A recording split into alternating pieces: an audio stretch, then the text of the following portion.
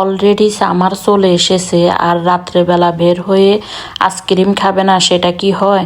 তো বিশেষ করে আমার থেকেও আপনাদের ভাইয়ার মানে যে ফ্রেশ যে আইসক্রিমটা, অর্থাৎ মানে আমরা যে দোকানটার থেকে খাই, এটা হচ্ছে তারা হচ্ছে নিজেরা আইসক্রিমটা বানায়।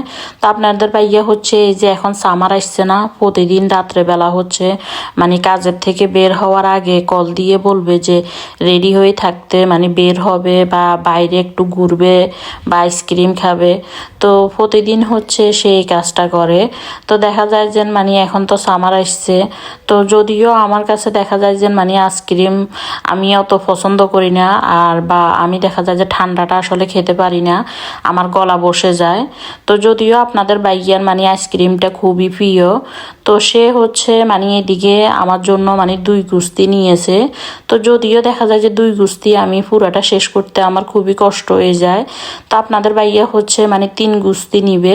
সে যখনই আইসক্রিম খাবে একদম মানে সর্বনিম্ন যদি নে, তাহলেও মানে 3 গুস্তির নিচে হচ্ছে সে নে না, মানে 3টা ফ্লেভারের হচ্ছে 3 গুস্তি আইসক্রিম নেবে। তো যাই হোক, এদিকে হচ্ছে মানে মহিলাটাকে যখন বলতেছে ও এটা নিয়ে হাসতেছে আর কি।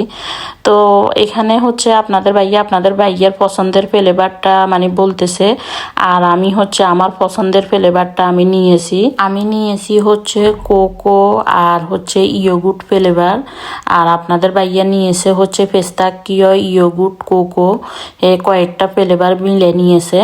তো আমার কাছে আসলে বিশেষ করে কোনটা খেতে ভালো লাগে, কোনটা যখন একদম মুসমুসে থাকে কোনটা খেতে ভালো লাগে। তো এখন হচ্ছে জান্নাত তো আমার মতো হয়েছে, ও হচ্ছে কোনটা পছন্দ করে, তো তার জন্য হচ্ছে একটা এক্সট্রা আলাদা কোন নিয়েছি। তো এদিকে হচ্ছে এখন রাত্রেবেলা মানে ভিউটা দেখতে অনেক সুন্দর লাগতেছে। তো সবাই ভালো থাকেন, আল্লাহ হাফেজ।